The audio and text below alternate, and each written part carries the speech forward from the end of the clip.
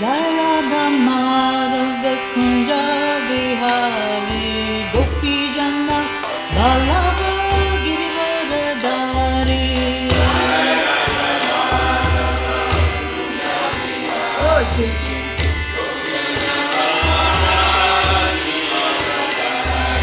Jai Radha Madhava Kunja Bihari Gopi Jana Vallabha Girivardhari.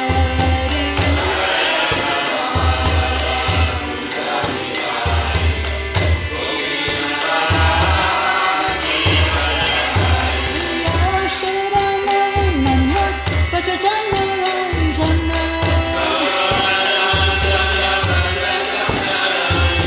Yashodanandana Vajajanaranjana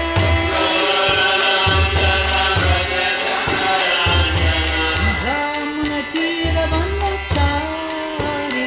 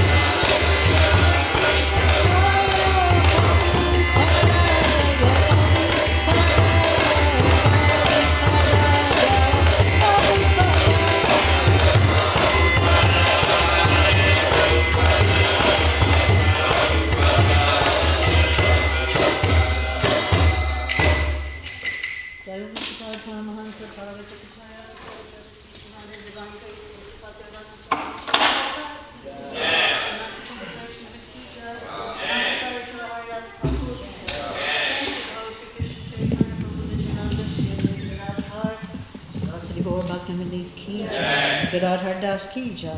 All glories to some devotees. All glories to some devotees. All glories to some devotees. The glory to Shri Guru and Shri Gauranga.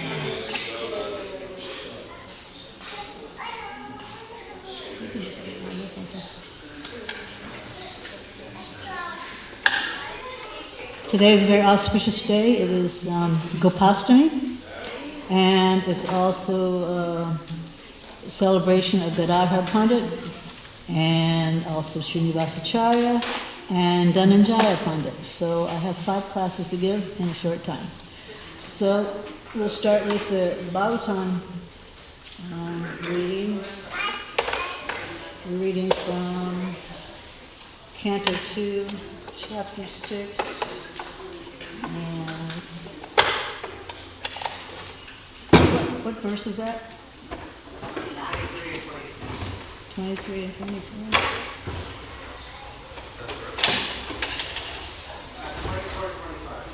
Okay. So, Om Namo Bhagavate Vasudevaya.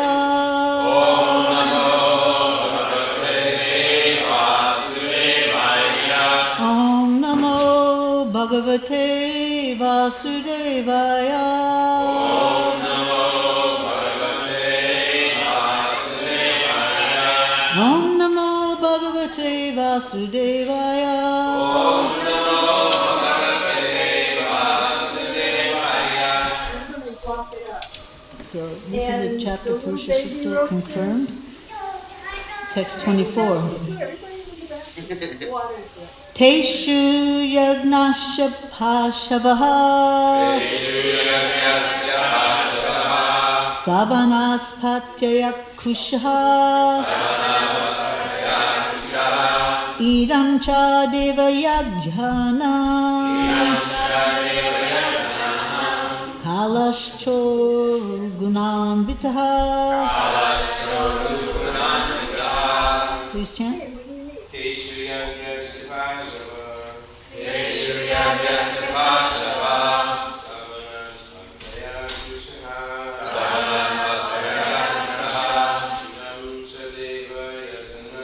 idam sa deva-yajanam kālaś coru-guṇānvitaḥ.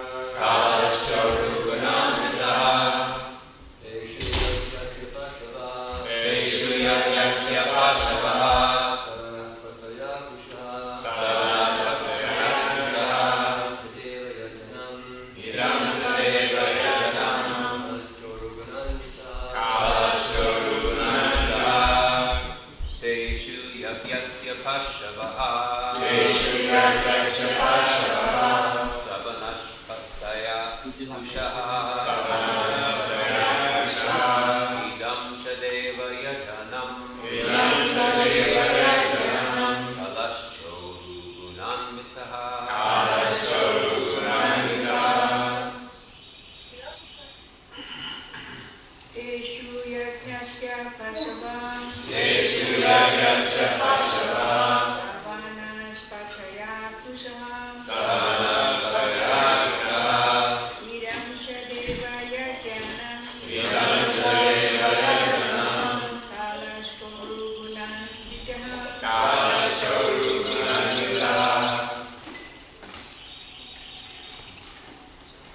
Teṣu in such sacrifices, yagnasya of sacrificial performance, paśavaḥ, the animals or the sacrificial ingredients, sa-vanaspatayaḥ, along with flowers and leaves, kuśāḥ, the straw, idam, all these, cha, and also deva-yajanam, the sacrificial altar, kālaḥ, a suitable time, cha, as always, also, uru, great, guṇa-anvitaḥ, qualified. Translation. For performing sacrificial ceremonies, one requires sacrificial ingredients such as flowers, leaves, and straw, along with the sacrificial altar and a suitable time, spring. Text 25, we can just read it together. Bastinya oshadaya sneha rasaloha mido jalam richo yajunshi samani chaturhokam chasattanam. Translation and purport. Other requirements are utensils, grains, clarified butter, honey, gold, earth, water, the Rig Veda, Yajur Veda, and Samaveda, and 4 priests to perform the sacrifice. To perform a sacrifice successfully, at least 4 expert priests are needed. One who could offer, uta, one who could chant, udgata, one who can kindle the sacrificial fire without the aid of separate fire, advarayu, and one who can supervise, Brahma. Such sacrifices were conducted from the birth of Brahma, the first living creature, and were carried on till the reign of Maharaj Yudhisthira. But such expert Brahmin priests are very rare in this age of corruption and quarrel, and therefore in the present age only the yajna of chanting the holy name of the Lord is recommended. The scriptures enjoin Hari Nama, Hari Nama, Hari Nama, Kevalam, Kalu in the state, in the state, in the state, Bhakti, Namaka. Nama Vishnu, Vishnu,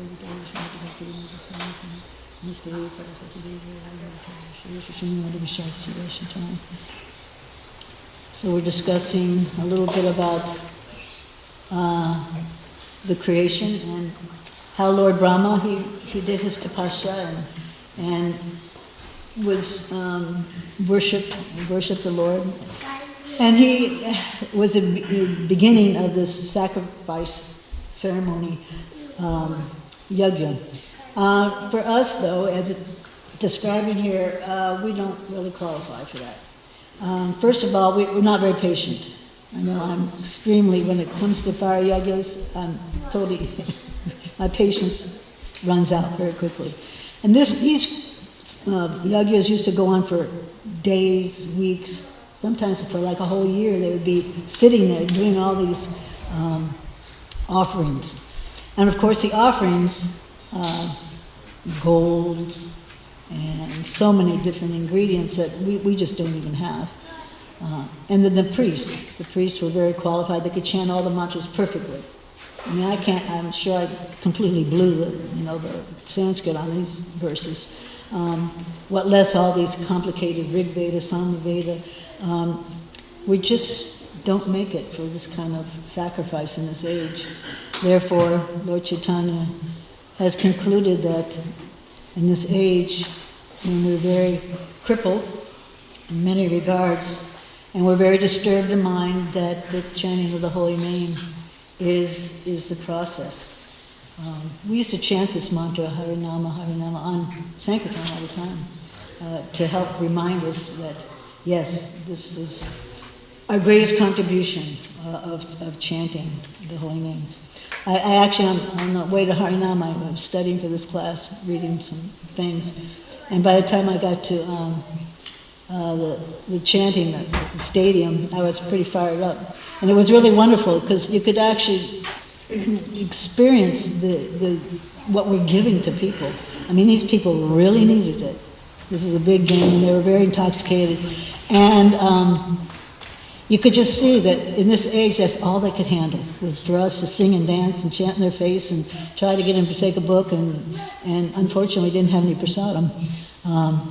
But this is definitely the recommended process for this age. And so therefore, Prabhupada simplifies our yajna performances at the temple. Actually, he was talking about not having the proper ingredients here in this age. One of the first initiation ceremonies, the people that were initiated didn't even know what initiation really meant, but they were told to go get ghee for the fire, and they came back with butter. They didn't know what ghee was, and they put butter on the fire, and of course it spurted, sputtering all over the place. So this is evidence that we can't quite do what Lord Brahma was doing. So therefore, Prabhupada kept it very simple, and even now it's a little bit more complicated, but it's compared to what was going on here, it's very simple. I was at the installation of the deities of Krishna Balaram temple, and I was already a devotee for 5 years, I think.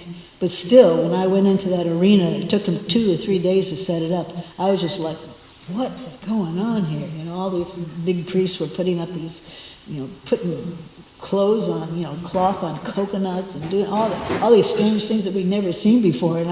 And I couldn't understand what was going on. And even during the ceremony, they had so many people, so many things going on, and went on for a day or two. But Prabhupada said that the chanting was the real initiation into the installation of the deities.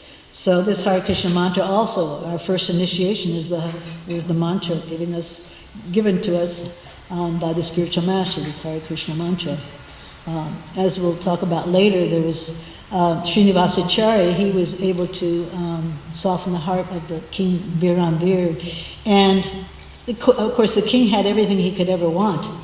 But after he was influenced by Srinivasa Acharya, his greatest wealth was when Srinivasa Acharya whispered in his ear the holy names and actually initiated him. He said, that is my real wealth, the real value of my kingdom and of myself. So there's a nice few verses in the song about this wealth that we have been given in the form of the holy name. More sweet than all other sweet things, more auspicious than all other auspicious things, the greatest purifier of all purifying things, the holy name of Sri Hari alone is everything. Lord Hari eternally dwells in that place where truly exalted, spiritually advanced souls sing in the mood of pure devotion. The holy name of Sri Hari alone is everything. It makes the entire universe seem insignificant as a blade of grass. It is splendorously reigns supreme over all. It is full of eternally conscious divine ecstasy. It is supremely pure. The holy name of Sri Hari alone is everything. So our real duty is to distribute this. It's such a glorious, glorious thing. It is reigning supreme above every single thing you could ever possibly imagine. Therefore, Prabhupada took that mission to come over here and instilled in our hearts that his mission should be carried out by us.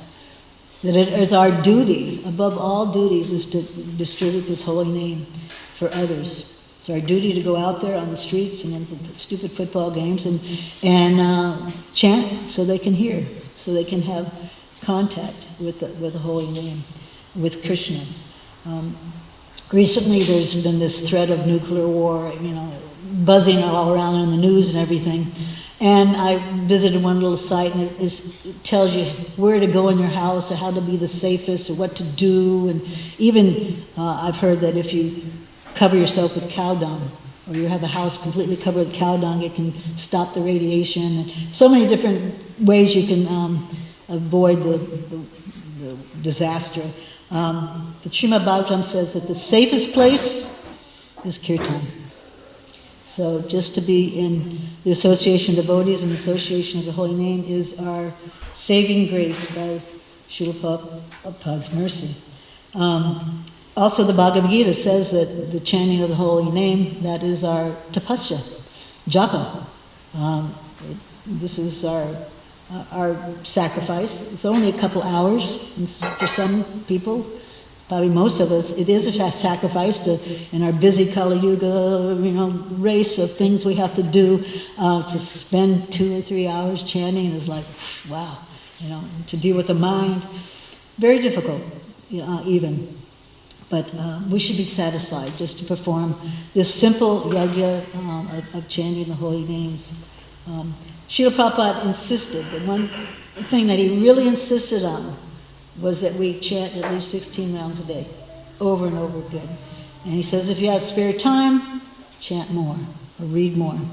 So this is something that we should make as our goal in life, is to increase that quality of the chanting, such that we're not making offenses. And they were really taking advantage of that tapasya, of what we get from doing a sacrifice. We get such benediction. And then, of course, to go out and to benedict others. When I first came to the movement, within a couple of days I heard about the holy name, and I had my japa beads right away. And they said, if you chant one perfect round, you can hear Krishna's flute. And I go, wow, that would be pretty far out. I said, I bet you in 2 weeks I can master this. I can chant. In 2 weeks I'll have it together, and I'll be hearing that flute. And guess what?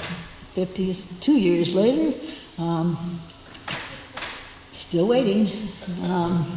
But I was listening to a lecture the other day, and someone was asking Prabhupada, how long does it take to become pure devotee? And he says, it can just take a minute. And he goes, but to really chant, he goes, he says, the number came up 50 years. Can we do it in 50 years? And Prabhupada paused for a minute and goes, I think 50 years. So for us who've been around that long, we should get our act together, because it's been enough time now.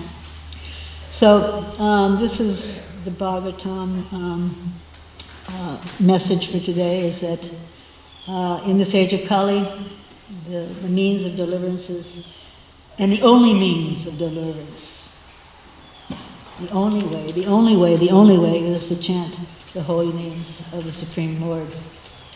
So today also is Gopastami. It's a joyful celebration. It's when Krishna entered his Poganda age, where he was old enough to not just take care of the calves, but to also take care of the cows. And he was being bugged by his peers that, come on, we're old now, we should be doing something else besides just with the calves. And so Nanda Maharaj also at that time was thinking, well, he's getting a little bit grown up, he's becoming a big boy.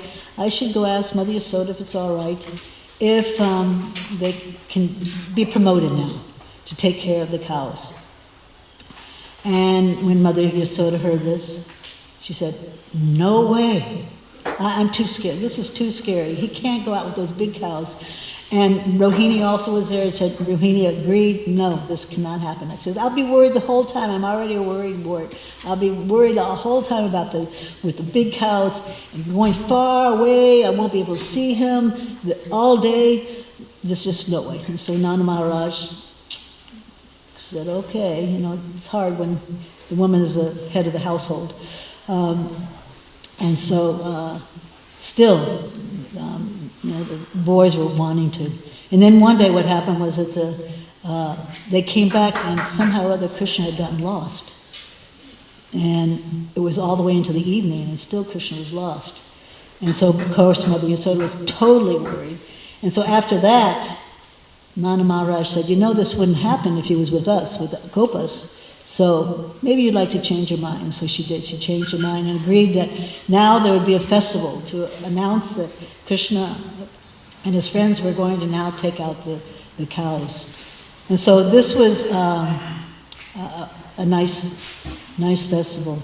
And Krishna also had in the back of his mind, he was thinking that I really need to be promoted, because as in most cultures, that when you're very young, you are just with your mother all day long. Your father's out working and everything, so you're with your mother and you're very intimate with her, but you don't get the association, the close association of your father. I know it was very true of me. And so Krishna was thinking, I really would like to be with my father and get some training. And I can ask questions, and I can learn how to take care of the cows better. And so he saw that I really should be able to take out the cows. I can ask questions like to Nanda Maharaj, why do monkeys have tails and we don't? Really difficult questions like that. Or why the peahen is uglier than the male peacock. And why does that leaf on the peepal tree, why does it have a beard? And so these were different inquiries that he would be able to sit down and talk to the cowherd men with. And he was also thinking that this would increase the separation of all the inhabitants of Vrindavan. Now I'd be out all day long, not just for a little while, and I'd be gone. And so that would increase that attachment for me. But of course the calves, they would get the raw end of the deal because they would be separated from Krishna. And then he also had the thought that I've been restricted to a certain area. It was such that, at least the mothers could kind of see the cows and make sure everything was all right. But now I'm going far away. And so when I was very close, I could only kill some little demons. But now I can go out, and there's other demons way out there that I can take care of. And so this was also a meaning of why he needed to be elevated to a cowherd boy. And so the village had a 3-day celebration. And this was not just a puny little thing. This was showing the lifestyle, the abundance that they had to put on a big festival. Just from taking care of the cows, they had so many wonderful, wonderful luxurious things. They had gold, and they had cloth, beautiful cloth, and tons of food. They had 7 hills of grain. That's a lot of grain. And that the bulls were bringing in and that they were growing. So it was a wonderful, wonderful festival, and they gave thousands of cows in charity, and they were all decked out. All the cows got beautifully decorated. On Facebook you can see some pictures of how they decorate cows in India. Feathered headdresses, and they have gold on their feet and on their things, and they have beautiful capes, gorgeous capes, all beautiful silks. And this still goes on in some places. Even in the Netherlands, there's a special festival, like when all the cows come down. Ruchira sends it every year, and they decorate their cows when they come down from the forest to the city. And there's like hundreds of them, and everyone lines the streets. And these cows are so decked out. It's amazing. Big, huge bells, and the sounds of the bells all coming down the streets. It's just a wonderful sight. So this was what was going on during that festival. And of course, Krishna was very excited to actually go out and begin taking care of the cows. And in connection with this also, there's a wonderful pastime where Krishna, of course, was with the cowherd boys all day, and he was feeling very much separation from Radharani. And he thought what to do. It's so hard because the parents don't want an association between us, and what to do. So he called on his confidant Subal to please come. And I wanted to tell you that I'm really depressed. I really need to be with Radharani.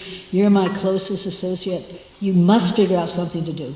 This is your mission. Somehow or other, you figure out how we can get together.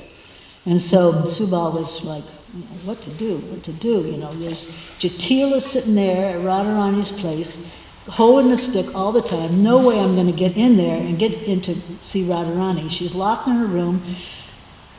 And so then he had some little inclination. So he picked up a calf, and he walked over to the residence of Radharani and let the calf go.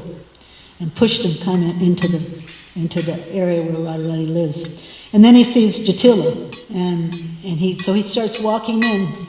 He just walks into the compound, and Jatila's there with the stick and says, what are you doing here, Subal? And she says, he said, I'm just looking for a calf. She goes, I know that your trickster friend Krishna must be with you, because you're never without him. He must be here somewhere. What are you doing? You know you're not supposed to be here. And so he goes, no, I had a calf, and Krishna told me to go find it. It's been lost, and I must find it. And someone said they saw it over here. And if I don't come back with that calf, I'm in big trouble. And so Jatila goes, all right, you just get that calf and you leave. And so it just so happens that Subal and Radharani are lookalikes.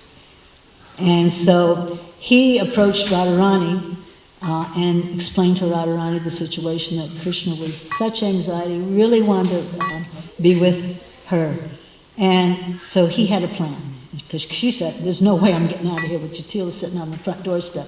No way. And so he goes, listen, let's just change clothes. I'll put your clothes on, you put my clothes on, and you carry the calf to kind of cover you here, and you walk out, and I'm sure it'll work, and you can go and visit your lover Krishna.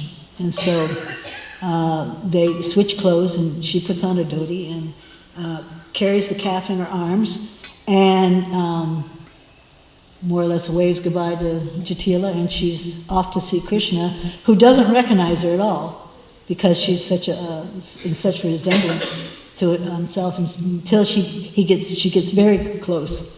And of course, then they are able to enjoy nice pastimes.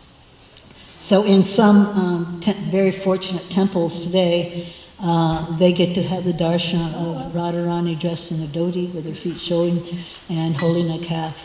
So maybe someday we'll be able to do that here.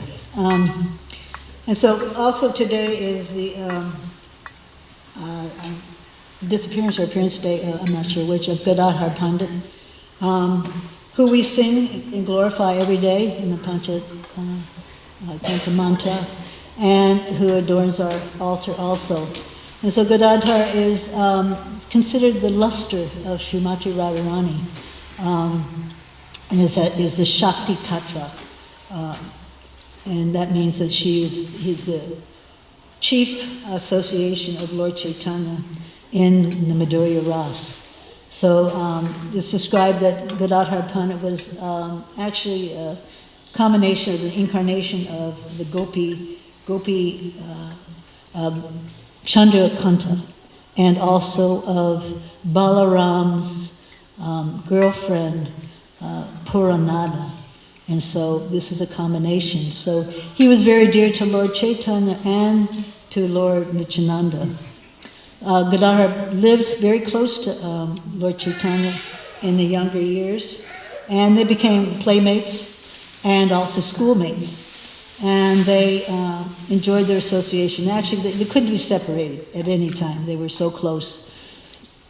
But when Lord Chaitanya started to become very scholastic and started doing his kind of arrogance position of being a teacher and everything, that Gadadhar just didn't jibe with Gadadhar because it wasn't the mood. But later when Lord Chaitanya went to Gaya and came back in a different mood, Gadadhar Pandit was the first one to recognize that now Lord Chaitanya was starting this pastime of the highest mood of love for Radharani. So he was very conscious of Lord Chaitanya's moods, and many times when Lord Chaitanya would be in ecstasy of different sorts, that he was the one that would know exactly how to calm him down. So this was a very intimate association that he had, that they had together. And he remained a brahmachari, became his whole life, and became a disciple of Pundarik Vijanidhi, and the chief companion of Lord Chaitanya in his Navadvip Kirtan pastimes, Sankirtan pastimes. He was an expert in preaching and also in the water sports of Lord Chaitanya. And he was told later on by Lord Chaitanya that you should go and accompany Lord Nityananda to preach in the Godadesh. And so he did that for many years, and he was very effective in converting many people and delivering sinful people.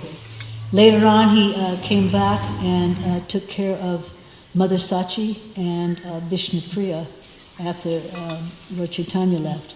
So he did that for quite a while. And he was very empowered in his ability to preach. At one time, he went to a very antagonistic Mohammedan Kasi, who was complaining about the Sankirtan movement, and he was able to actually soften that Kazi's heart just by his effulgence and beauty. When the Kazi saw him, his heart began to soften.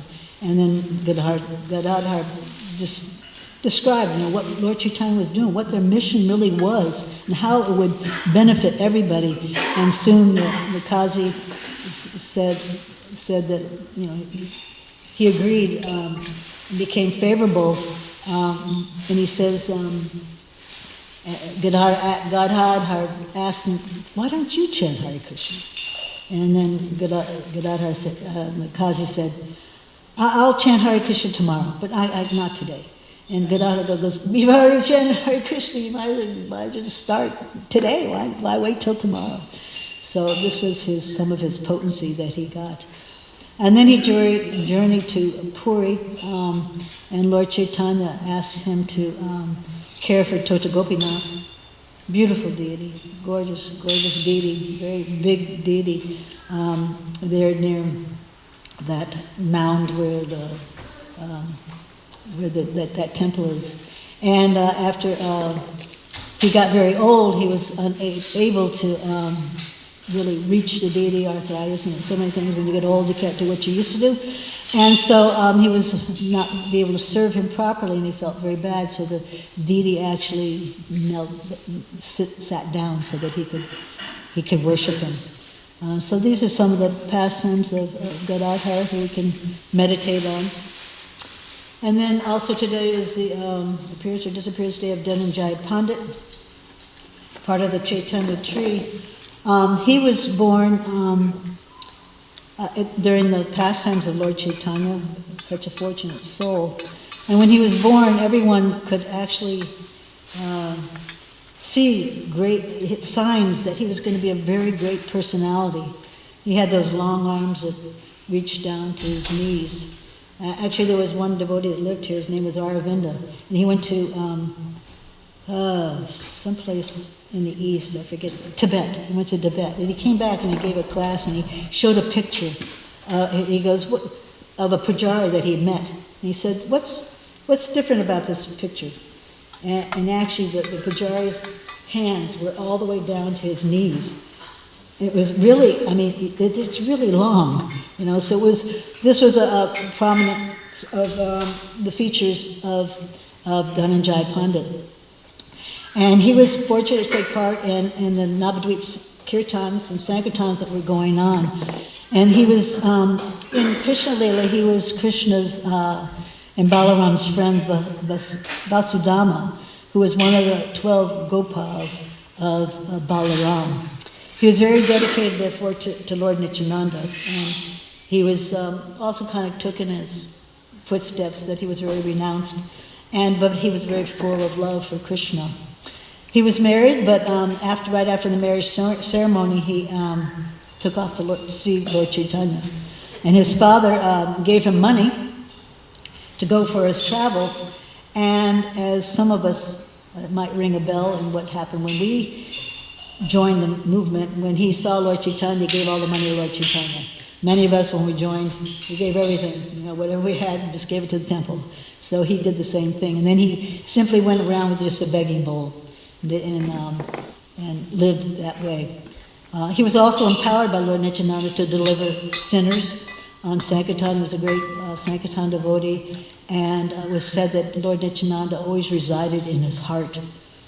and he established some deities of Gaura-Nitai and Lord Gopinath and Damodar in the Godadesh in the Bengal area where he was preaching. So he's also a very important example of the mood of fulfilling Lord Chaitanya's mission of spreading the holy name and delivering all these poor souls in whatever way he possibly could. So we should also do that.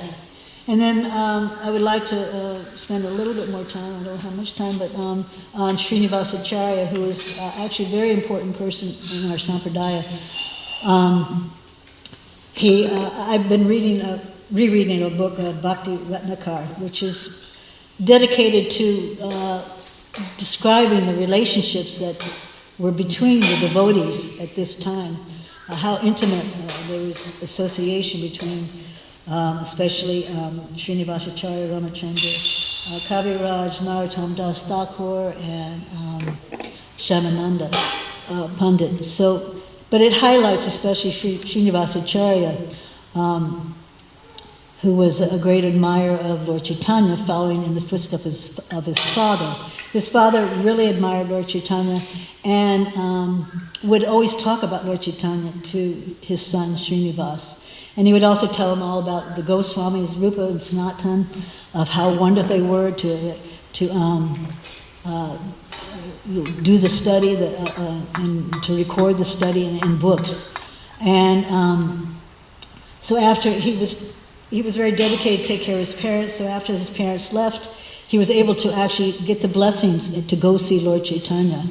And so he decided to take, to go on foot, of course. He couldn't take any other conveyance, to go on foot. So he got the blessings of the devotees around the area to go see Lord Chaitanya. And so, but on the way, he got the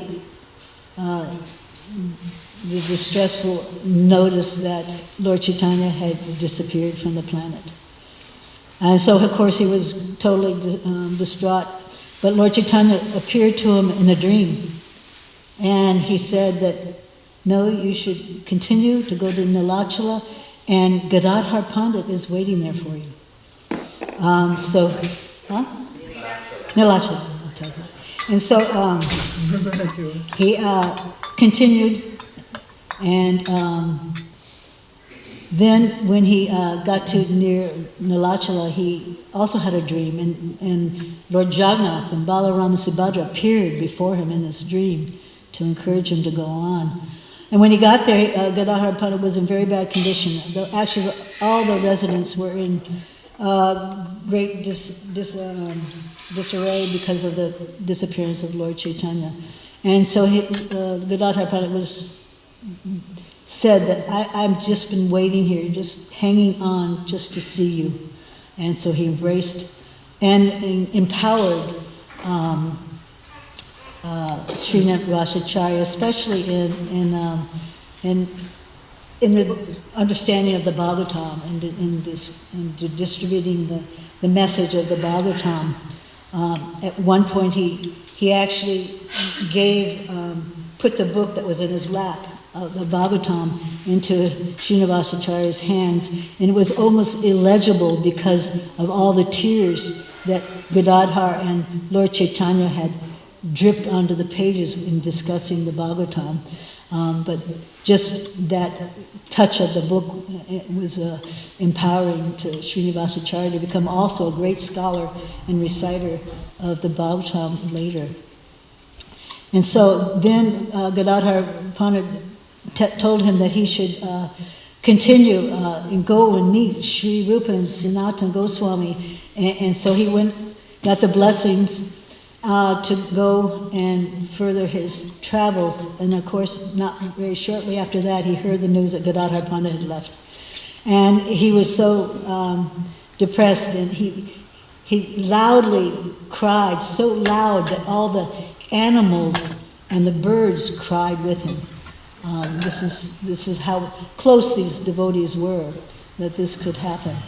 But he also received another dream, and Gadadhar Pandit was saying, no, you should go and continue on.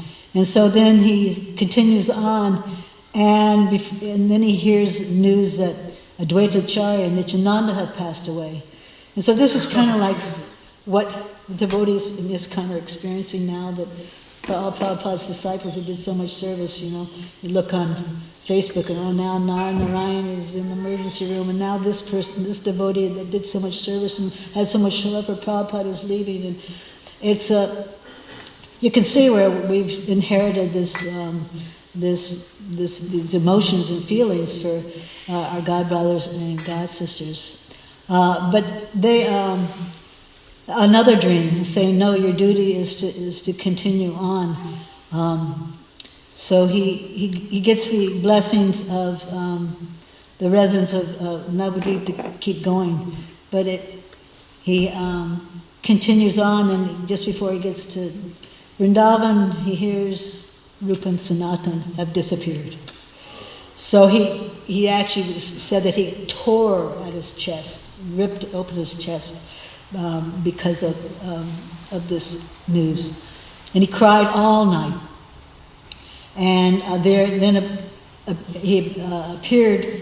Rupa and Sanatan appeared in his dream and said, "No, your duty is to go to Vrindavan and take initiation from Gopal Bhatta, because he's non-different than us." And also at the same time, Jiva Goswami, who was in Vrindavan, gets a dream from Rupa and Sanatan saying that Srinivasa is coming and you should be prepared for him.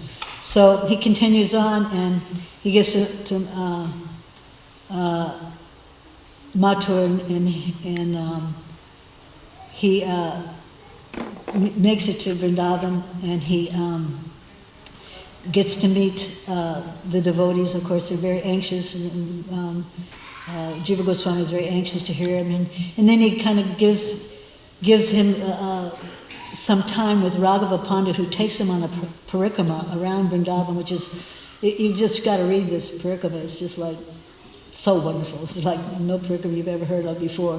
It's also in this book by Narahari Chakrabarti Bhakti Ratnakar. I highly recommend you read it. And so he goes around and sees all the holy places and meets all the wonderful devotees that are living there. Narottam Das Thakur is there. And so he becomes very enlightened and gets to have the association of also Shamananda comes there. And then they decide that these devotees are fit to carry the books to the Goswamis. They're all handwritten. It's not like they just arrived, off the press. These precious gifts to the Navadvip area, to the devotees there. So they're giving that duty, and they are the first traveling Sankirtan devotees to go. And of course, to shorten, we all know that story where the king Viramvir has hired these bandits to go and not to kill anybody, but they heard that there's a treasure with these saints to go and rob them. And so they take this big box of, this treasure box, and it ends up to be these books. And the king is like astonished. Just seeing these books, he becomes in ecstasy. And he understands the wealth of them. And he says, my only desire is to see the person who's written these, or to come in association with these persons. And it ends up that, of course, the devotees are devastated. Shamananda and Narottam, they're devastated, and they go off. They don't know what to do. But Srinivasacharya is determined to find these books, and somehow or other he ends up going to Vishnupura, where this king is there, and he enters an assembly of discussion. He actually has discussions where they're hearing the knowledge of the Bhagavatam and different devotional aspects, and the king just can see that when Srinivasacharya comes in, that this is something special, and they ask him to discuss what they're, give their opinion, his opinion on what they're discussing, and of course, it's so enlightening to everyone there.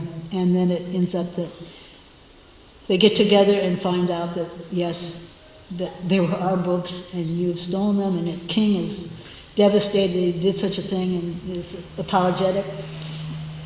But the association Srinivasacharya completely changes the king's disposition, and also his queen is also affected, and they end up becoming devotees of Srinivasacharya, who is gives them a wonderful association, enlivens them, and changes their whole mood of their service.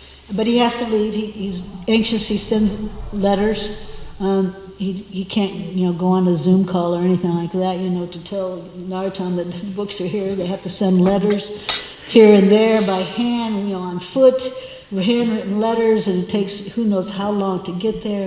But the news is wonderful. Narottam's excited. Everyone's delighted to hear that they found the books.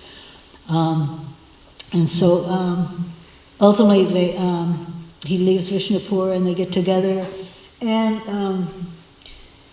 then they decide that since Lord Chaitanya has left, it's time to have a celebration in his honor, and so they are responsible for organizing the whole Kituri celebration, which the description of that is so absorbing. The arrival of all the devotees, you can imagine the first, like Gaur Purnima, all the devotees that have been feeling separation, they'd come from hundreds and hundreds of miles on foot, all there to come to this festival. And Narottam Das Thakur is organizing all the kirtans, bringing in musical instruments that have never been seen or heard before, and musicians that are out of this world, and demigods are changing their clothes to try to come here, to come to the celebration, and it's everyone's taken care of so nicely by the devotees. And Janav Mata arrives on the scene. She's respected by everyone. She's a guru already. She's respected and given honor. She's distributing prasadam to everyone else. You can just picture the scene. It's just unimaginable. And then Narottam starts his kirtan, and all the devotees it goes on and on with special ragas and raginis and everything you could imagine. And then Lord Chaitanya appears, and everyone gets to see him and have his association and dancing with him. And so this goes on, and then of course he disappears, and then they go back to their places, and later on Srinivasacharya goes, because he's a real guru, he's very concerned about his disciples. The king has been requesting to have his association again, that he's feeling separation, so he travels all the way by foot just to enliven his disciples. And at that time, Srinivasacharya was already married to a woman, Draupadi, a real saint, and one of their daughters becomes a guru. And then the king arranges, and there's another very qualified woman, so he marries a second time and has two sons that are extremely wonderful devotees. So Srinivasacharya is a wonderful example of being a real guru, a real Sankirtan devotee, dedicated householder, raised wonderful children, always absorbed in Krishna consciousness, always absorbed in Lord Chaitanya's mission. So these are a few notes about what a glorious day it is to remember Krishna, his pastimes, the cows, and all the wonderful devotees that are allowing us to be in their family. And it's a glorious family. I have some carrots and apples. If anyone would like to go visit the cows on their way out to go to do their service, you might not be able to come back later. To do a little service for our cows, they're all over in this field over here. You just have to be careful of the one that's Ram that has the curly things. He's a real big one, the brown and white one. They're called Guernsey. He can be really a bully. So if there's a few of you that can go together, kind of keep him busy with some while you feed the others. Otherwise, he pushes them all out of the way. Abai is real gentle, no problem. He'll eat all this in one bite.